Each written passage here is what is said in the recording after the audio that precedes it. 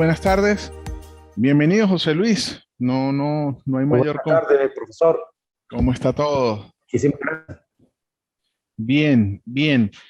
Vamos a dar inicio nosotros dos y pues aprovechando la oportunidad de que somos solo nosotros dos y el resto de los compañeros pues van a ver lo que es esta presentación de forma asíncrona o de forma diferida, pues podemos tener una participación, digamos, una suerte de diálogo, ¿sí? Más allá de un monólogo, pues vamos a ir siendo interactivos. Bien, vamos a tocar lo que es este módulo uno. Dentro del módulo uno corresponde hablar de la relación que existe dentro de lo que es el orden público y el derecho público. Vamos a ver cómo de una manera directa el derecho público pasa a regular, pasa a normar y a ser parte principal de ese orden público.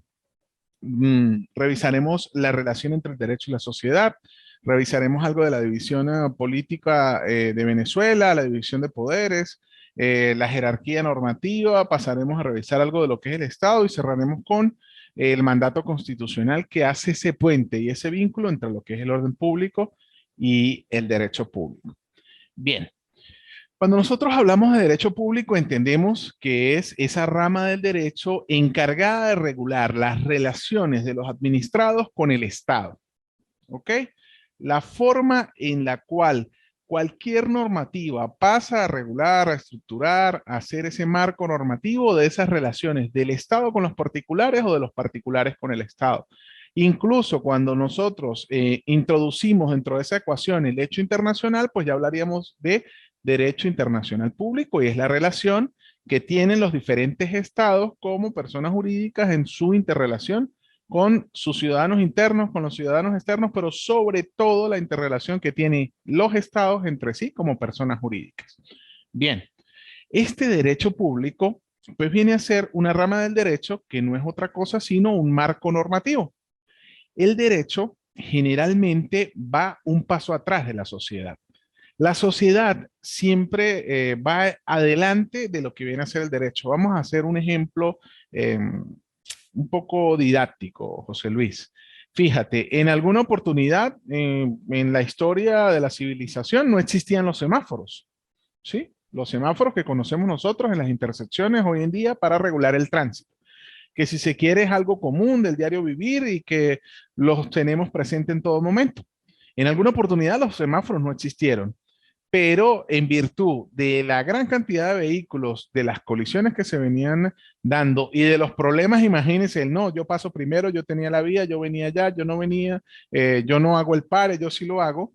Entonces surgió la necesidad de regular esa situación tan específica, tan especial como un cruce de caminos.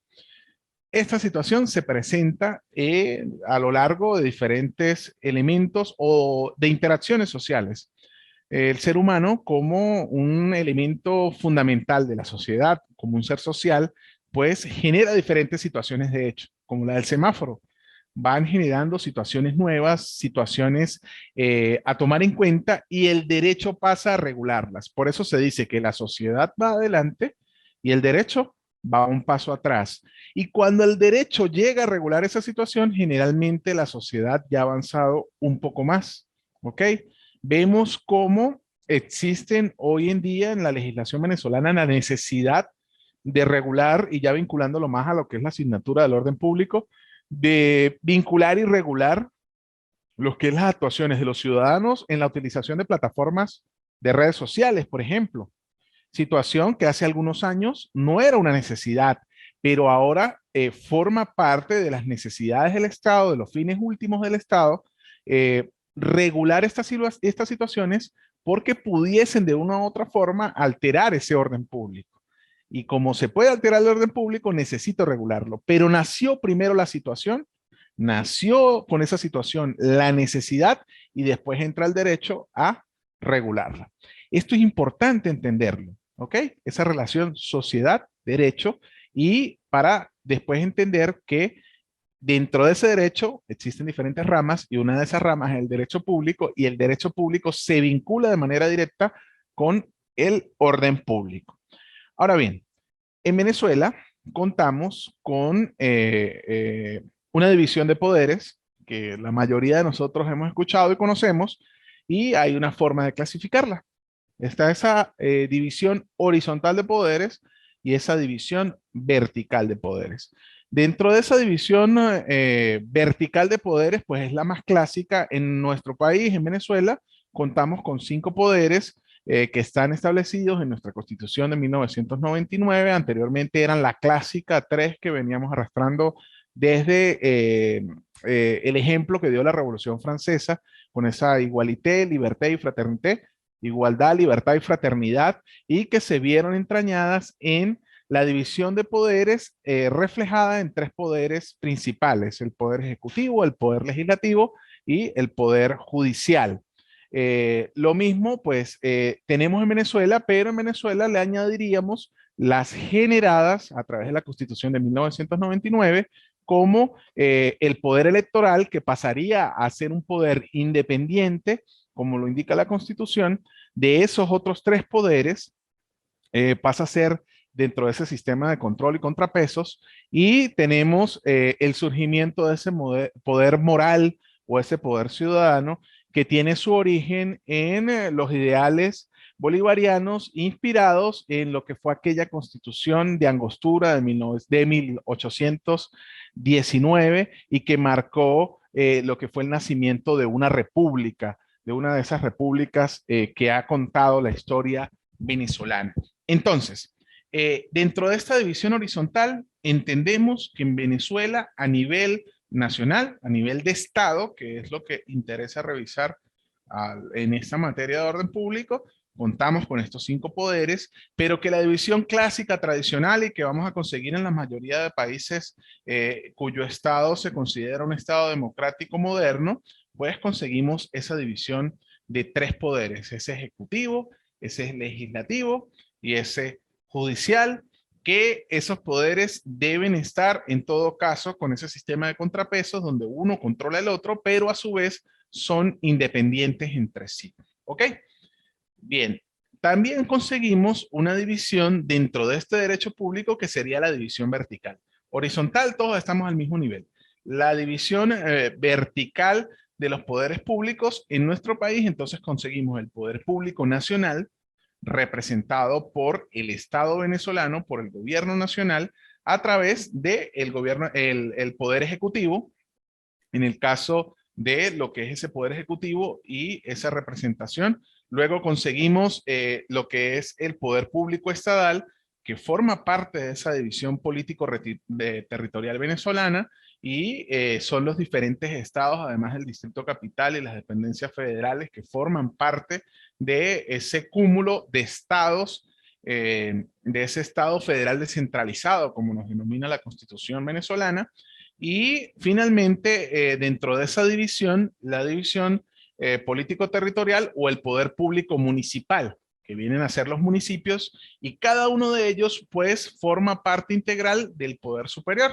Poder municipal se encuentra estructurado y forma parte de esa división político-territorial, que forma parte de un estado. A su vez, esos estados forman parte de lo que es el Estado-nación, el Estado venezolano. Este tipo de división vertical del poder público lo conseguimos con diferentes denominaciones según sea esa estructura dada por la máxima norma. En Venezuela lo conseguimos.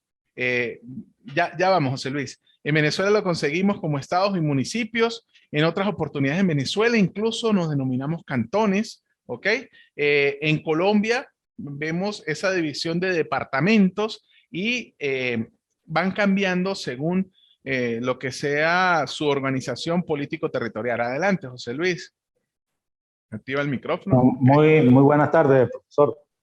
Bueno, quería preguntarnos acerca de la parte de los poderes, el poder nacional. Ok. O sea, tenía entendido que el poder nacional es la parte donde está el poder ejecutivo, el poder legislativo, el poder judicial, el poder electoral y el poder moral. Y el poder público nacional, ahí sí es donde está el Estado como tal, el poder legislativo y viene por la parte de las gobernaciones, poder legislativo regional, después vienen las alcaldías y los consejos municipales. Okay. O sea, tengo entendido eso, no sé si usted Claro me... que sí. Fíjese. O sea, poder público nacional es distinto nacional tenemos, al poder nacional. depende de la división, ¿sí? El poder público es uno solo y es otorgado por la fuerza que le da la Constitución Nacional y el rango constitucional y el reconocimiento que le da la Constitución a cada uno de estos poderes, ¿ok? Dentro del nacional, horizontalmente conseguimos poder ejecutivo representado por presidente de la República, ministros y el gabinete de ministros. El poder judicial a nivel nacional, en ese rango horizontal, conseguimos Tribunal Supremo de Justicia, ¿ok? Dentro de lo que es el poder moral, tenemos allí la Contraloría General de la República, por ejemplo, que forma parte de ese poder moral, y también conseguimos Defensoría del Pueblo y todos los que forman parte de ese llamado poder ciudadano, poder moral. Y finalmente el poder electoral que viene dado por el Consejo Nacional Electoral. Ahora bien, de lo que me dices, ya comenzamos a bajar desde el punto de vista vertical, ya no estamos en el rango nacional, ahora pasamos al rango estadal. En el rango estadal tenemos la presencia de un poder ejecutivo, que es representado por gobernador o gobernadora de estado. Tenemos la presencia de un consejo legislativo, dentro de ese consejo legislativo que está representado por, perdón, poder legislativo que está representado por los consejos legislativos y que esos consejos legislativos están formados por la representación que fue elegida por cada uno de los ciudadanos que forman parte de ese circuito electoral. Y cuando pasamos a la parte judicial, del Poder Judicial, dependemos del Poder Público Nacional, pero tiene cada estado su distribución, que son los circuitos judiciales que tienen en cada estado. El Poder Electoral también depende del CNE, del Consejo Nacional Electoral, pero tienen sus oficinas que funcionan como ese Poder Electoral dentro del estado. Y como lo decías, cuando bajamos a los municipios, dentro de los municipios, ese poder ejecutivo está representado por el alcalde o la alcaldesa. El poder legislativo está representado por los consejos municipales.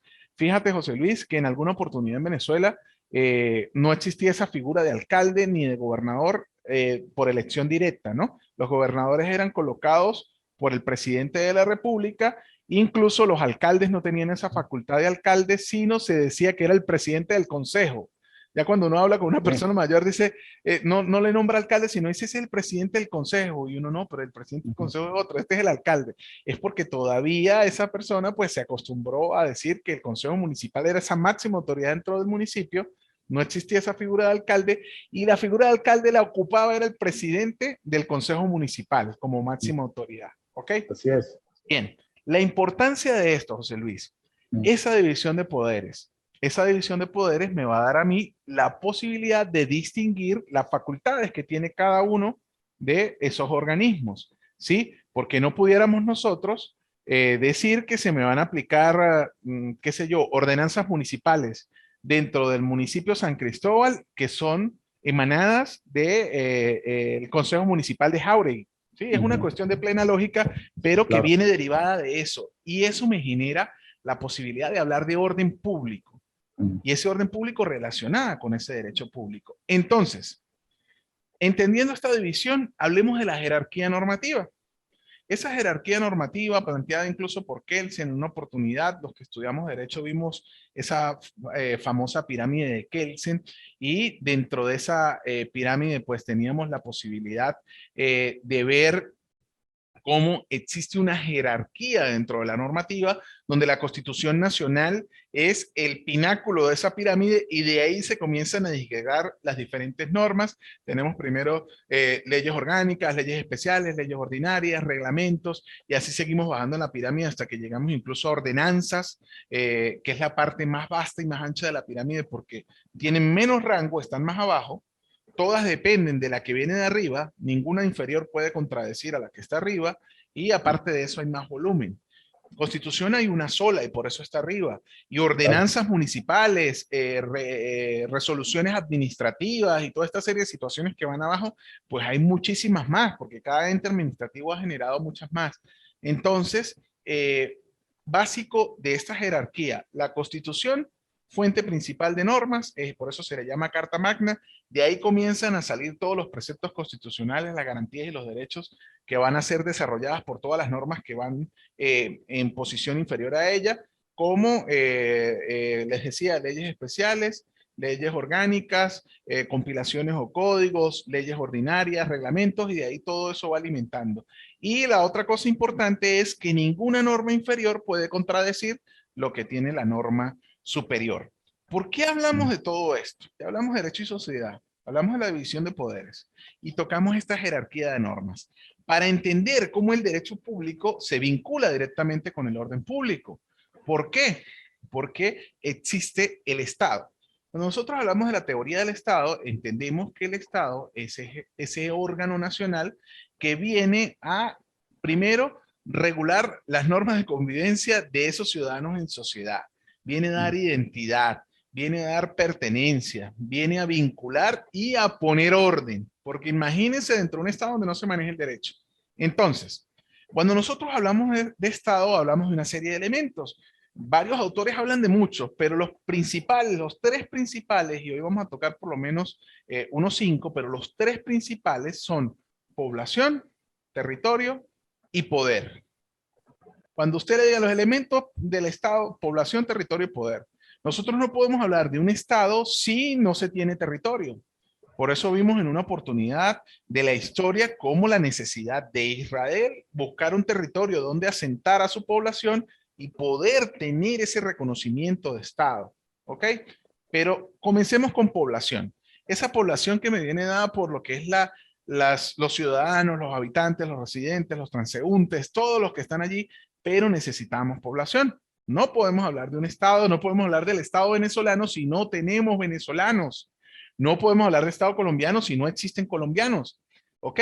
Entonces, necesario para poder hablar de Estado, poder tener población. Esa población que incluye los ciudadanos que pudieran ser los nacidos en el territorio, si se tiene como normativa el ius solis, ¿sí? Que es que toda persona que haya nacido dentro del territorio, como es el caso venezolano, se considera venezolano por nacimiento, ¿sí?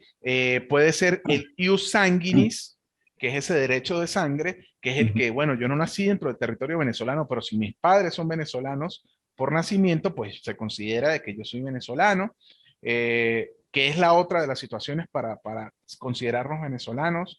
Como nota de color, José Luis, fíjate que en Alemania no opera ese ius solis.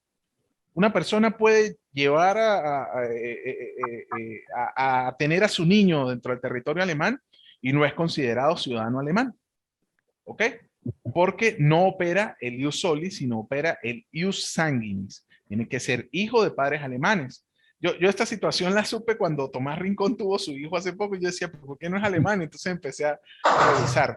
Situación contraria en Estados Unidos. En Estados Unidos, persona que nace dentro del territorio americano, pues es considerado estadounidense. Al ser considerado estadounidense, entonces es porque nació dentro del territorio. Ok.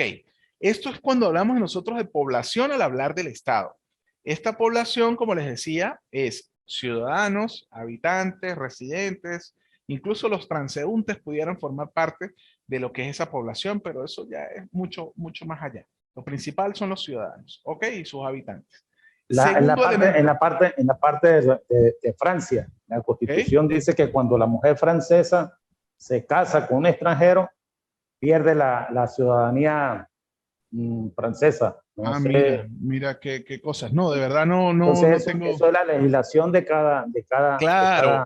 Y eso cada lo estado. vamos a ver en el cuarto elemento, ¿sí? En la legislación así de cada como estado. Los alemanes, o sea, un hijo de venezolano que nazca en Alemania no es alemán. Porque exactamente. Su legislación no es así, pues. Fíjate, pero entonces, José Luis. Por lo menos, nosotros y los hijos de venezolanos también que nacen en territorio, por lo menos en un consulado. José Luis, me cerraste el micrófono. Prende el micrófono. Ahora sí. ¿Decías que nacen en un consulado? En un consulado o en una embajada. Es territorio venezolano. Entonces son también venezolanos por nacimiento. o en un buque con una bandera venezolana también es considerado. Pero estas También, situaciones, no sí, sabía de los buques. o en una aeronave que tenga la bandera venezolana es considerado venezolano. ¿Ok? Ah, Fíjate algo. Pero lo importante de la intervención que estás haciendo es el hecho de la relación y la importancia de cada estado regular esas situaciones que me generan necesidad. Tal vez porque en Francia, el ejemplo que ponías, se pierde la ciudadanía. Bueno, tal vez el Estado vio como un problema de orden público regular el hecho de que extranjeros utilizaran a nacionales francesas para casarse y obtener la ciudadanía, algo como lo que se busca en Estados Unidos últimamente con ese sueño americano. Entonces, tal vez el Estado francés, dentro de sus intereses y para proteger el orden público, para proteger a las mujeres o al hombre, para que no sean timados dentro de sus afectos y no se enamoren y piensen que están siendo, forman parte de una relación y resulta que están siendo utilizados para obtener una nacionalidad. Eso es un problema que pudiese afectar el orden público y por eso es que pasa el Estado a regularlo. ¿Ok? Salimos de población, decimos que son tres elementos: población, territorio y poder. El segundo elemento, territorio. Necesariamente necesitamos de un espacio geográfico, bien sea un espacio geográfico territorio, terrenal, bien sea el espacio geográfico aéreo, el manejo de ese espacio geográfico acuático, pero necesitamos para poder llamarnos Estado, espacio geográfico, donde pueda habitar, residir todos esos ciudadanos que nosotros denominamos hace un rato población. Entonces, el territorio es un elemento fundamental del Estado. Si nosotros no tenemos territorio, difícilmente podamos ser reconocidos y ejercer como un verdadero Estado. Entonces, al hablar de territorio, se debe hablar indefectiblemente de ese espacio geográfico que incluye tierra, aire y agua. ¿Ok? Tercer elemento importante al momento de nosotros hablar del Estado, el poder. De nada sirve del Estado como el Estado-nación, el Estado como persona jurídica, tener esa posibilidad. Buenas tardes, Carlos Enrique, bienvenido. Buenas tardes, profe. Tarde pero Bien, seguro. tranquilo. Mira, en 30 segundos te voy a decir de lo que venimos hablando en los últimos minutos.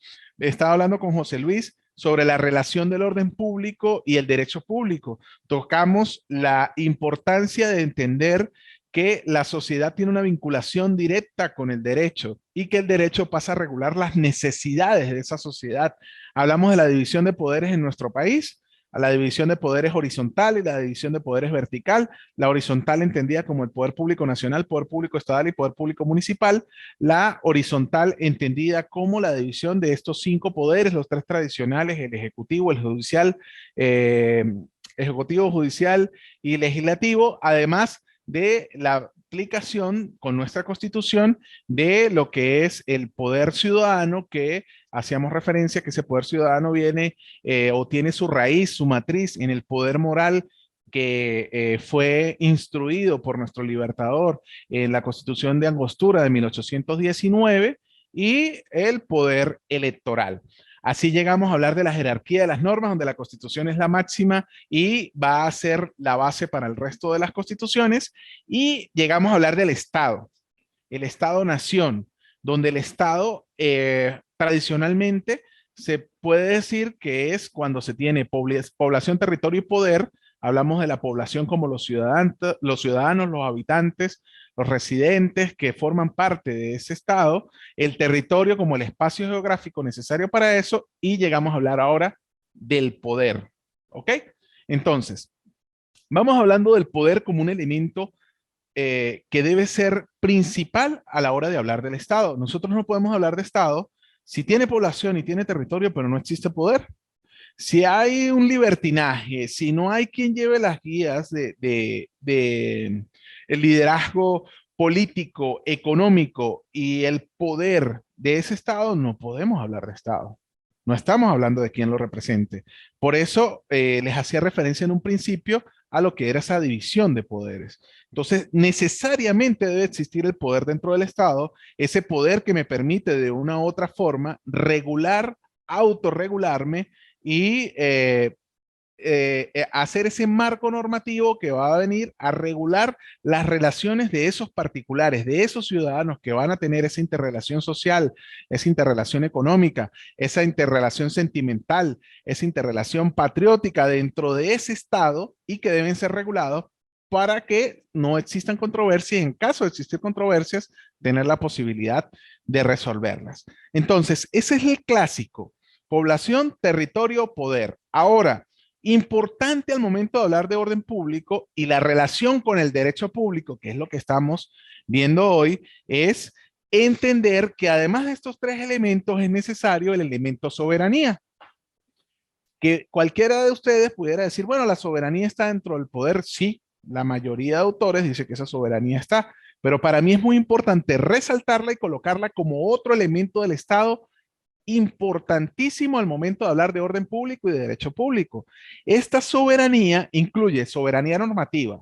Si yo no tengo la posibilidad como Estado dentro de mi territorio, con mi población y teniendo el poder de tener esa facultad de desarrollar la normativa que a mí me parezca, la forma de gobierno que a mí me parezca, la forma de gobierno que yo creo que es la más adecuada para llevar las riendas, el tipo de gobierno, el tipo de norma, pues no soy soberano desde el punto de vista normativo. Esa soberanía, además de normativa, también debe estar en la forma de gobierno. Yo debo tener la capacidad como Estado de tener esa soberanía, esa autonomía de decidir cuál va a ser mi forma de llevar el gobierno, si a través de un gobierno democrático, un gobierno presidencialista, a través de una monarquía, a través de un gobierno relacionado directamente con un parlamento, como el caso de Gran Bretaña o de Inglaterra, a través de un gobierno dualista, ¿ok? Entonces, a través de un gobierno dictatorial, ¿sí? Porque estamos hablando de poder, no estamos juzgando la situación que se dé en cada estado. Entonces, esa soberanía incluye la normativa, la soberanía en la forma de gobierno que yo voy a elegir, la soberanía territorial, que incluye el poder que yo tenga de defender mi territorio, de defender esa forma de gobierno que yo quiero implantar o que yo considero que es la más sana, la más idónea o la que se adapta a lo que son los valores y principios que yo quiero como Estado, y la soberanía política, que no es otra cosa que el poder que yo voy a ejercer dentro del Estado. Repaso: Estado, población, territorio, poder. La soberanía es otro elemento importante al hablar de orden público. ¿Ok? Y el otro elemento, para hablar solo de 5 y no de todos los que tocan los autores, importante en el Estado, es el reconocimiento internacional. Si bien existen estados que tienen población, territorio y poder y no gozan de un reconocimiento internacional amplio, suficiente de la mayoría de países y pueden sobrevivir como estado, es importantísimo para las relaciones de ese derecho público internacional que hablábamos en un principio, José Luis, el reconocimiento que me haga otro estado. Por eso vemos que cuando hay elecciones presidenciales, inmediatamente diferentes países comienzan a dar su opinión sobre el reconocimiento y la salutación al presidente de X estado, y desde Venezuela le felicitamos por haber ganado las elecciones. Desde Venezuela le felicitamos al presidente tal. Y si no hay buenas relaciones entre los estados, pues generalmente no se da ese reconocimiento. ¿Ok? Pero es necesario ese reconocimiento internacional para poder hablar de Estado. Entonces, que tengan vinculación directa con el orden público, población, territorio, poder. Poder necesario para aplicar esa soberanía que me permita garantizar ese orden público como un fin último del Estado. Bien, recordemos que el Estado de Derecho, decía el padre Olazo, uno de los referentes al momento de hablar de derecho o de introducción al derecho y de derechos humanos, que el Estado de Derecho era como una moneda, donde esa moneda, una de las caras era la justicia, la otra de las caras era la seguridad jurídica, y que el canto de la moneda o el orillo de la moneda era el bien común, que no se podía hablar de Estado de Derecho si no funcionaban esas tres cosas, y que si una de esas cosas estaba más presente o menos presente dentro del Estado, no se podía hablar del Estado de Derecho. Entonces, para hablar de Estado de Derecho que permita ese orden público, tenemos que hablar de justicia, de bien común, ¿ok? Y de seguridad jurídica. Finalmente, me permito por aquí, aquí tengo la Constitución pequeñita por aquí, para hablarles de el vínculo constitucional, el mandato constitucional, y cuando hablamos de la jerarquía de la norma y esa pirámide de Kelsen, hablamos de que la Constitución es ese pináculo de la pirámide y en adelante comienzan a salir todas las normas que van a alimentar el resto de las situaciones, y vemos cómo el derecho público se vincula de manera constitucional en nuestro país a través del artículo 332. El artículo 332, que me permito leérselo, dice: de los órganos de seguridad ciudadana, 332, el Ejecutivo Nacional para mantener y restablecer el orden público. Dos cosas: para mantenerlo en caso de que no haya pasado nada, o restablecerlo en caso de que el orden público se vea convulsionado. Proteger a los ciudadanos y ciudadanas, hogares y familias, apoyar las decisiones de las autoridades competentes y asegurar el pacífico disfrute de las garantías y derechos constitucionales de conformidad con la ley. Organizará, primero, un cuerpo uniformado de Policía Nacional. Vemos cómo el constitucionalista o el constituyente en este caso le dio rango constitucional a la creación de un cuerpo uniformado de Policía Nacional y lo vincula directamente con la necesidad de mantener o garantizar el orden público dentro del territorio venezolano, dentro de ese Estado venezolano. Además dice en su numeral 2, un cuerpo de investigaciones científicas, penales y criminalísticas, diferenciándolo del cuerpo de Policía Nacional, porque ese cuerpo de Policía Nacional viene a garantizar el orden público, el mantenimiento y garantía de esas garantías constitucionales dentro del territorio nacional, pero con funciones policiales, con funciones de vigilancia, de control, de aprehensión. Pero existe un cuerpo de investigaciones científicas, penales y criminalísticas que nosotros conocemos como 6CPC, el Cuerpo de Investigaciones Penales, Científicas y Criminalísticas, anteriormente Policía Técnica Judicial, que pasa a ser es un apoyo, un organismo auxiliar dentro de las investigaciones. ¿Ok? Por eso no vemos a la gente del 6CPC controlando manifestaciones que tengan que ver con el orden público, porque no forma parte de sus funciones, pero sí tienen que ver con el orden público y el mantenimiento de las garantías constitucionales, porque lo dice la Constitución. En tercer lugar, un cuerpo de bomberos y bomberas y administración de emergencias de carácter civil. Los anteriores no tienen carácter civil porque no lo expresa la Constitución, y aquí hablamos de un cuerpo de bomberos que forman parte de ese orden público. Fíjense, el constituyente nos habla, en primer lugar, de la creación de policía, resguardo, control, seguridad. En segundo lugar, investigaciones científicas criminalísticas para el perfil del apoyo al Poder Judicial, ¿ok? De lo que es la investigación. En tercer lugar, un cuerpo de bomberos. Ya hablamos aquí de un grupo civil desarmado que va, y todos sabemos qué hace un bombero, ¿ok? Que va a prestar apoyo en casos de emergencia, principalmente cuando hayan incendios, pero cuando hayan situaciones de calamidad pública, deslaves, situaciones de esta manera, primeros auxilios relacionados con la parte de bomberos, pero que forman parte del orden público y que dentro del módulo de hoy lo vamos a vincular directamente con ese derecho público. ¿Por qué hago énfasis en esto? Porque el próximo módulo vamos a hablar de la vinculación de ese orden público con el derecho privado.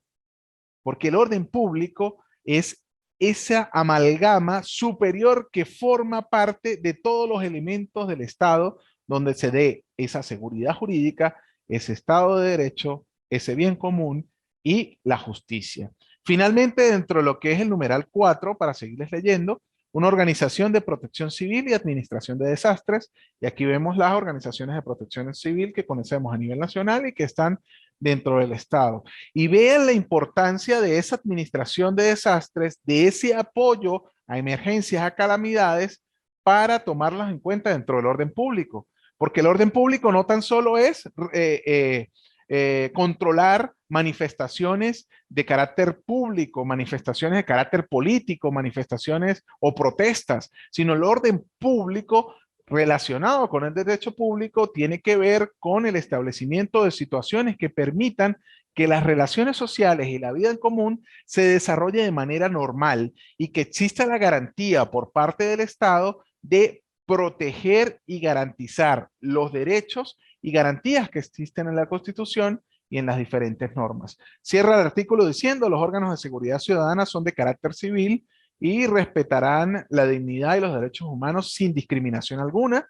La función de los órganos de seguridad ciudadana constituye una competencia concurrente con los estados y municipios en los términos establecidos en la ley y la Constitución. Fíjense que cuando hablábamos de esa división de poderes, pues los estados y municipios también forman parte de los que van a contribuir a este orden público. Entonces, 332 de la Constitución de la República Bolivariana de Venezuela es la base fundamental para nosotros enlazar ese derecho público con el orden público. ¿Tienen alguna pregunta? Ahí estoy, como que se me desarmaron por aquí. Okay. ¿Alguna pregunta, Carlos? José Luis. ¿Todo bien? No. No, ¿No está bien o no tiene pregunta? No hay pregunta. No, está bien todo.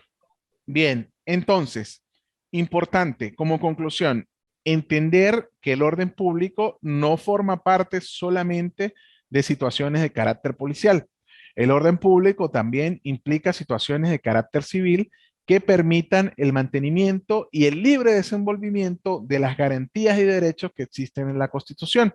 En nuestra Constitución, en el artículo 332 y sus 4 numerales, tenemos los perfiles en los cuales se vincula el orden público con el derecho público. Y ese es el mensaje que deben llevarse hoy. Entender que el Estado necesita de 5 elementos como población, territorio, poder, soberanía y reconocimiento internacional para poder hablar de orden público. Perfecto. Si no hay preguntas, nos vemos en una próxima oportunidad. Vamos a estar en contacto a través del grupo de WhatsApp. A mí me gusta hacer las evaluaciones sencillas en cuanto a que hagamos las intervenciones dentro del mismo grupo y al final hacer una evaluación final a través del aula virtual, porque entiendo que la mayoría de ustedes pues tienen múltiples ocupaciones y no quiero que estén todo el tiempo sentados investigando, sino yo valoro mucho más el hecho de que se hayan conectado hoy, porque eso nos permite interactuar y poder ir a las cuestiones puntuales. Muchísimas gracias por estar allí. Seguimos en contacto y nos vemos en una próxima oportunidad.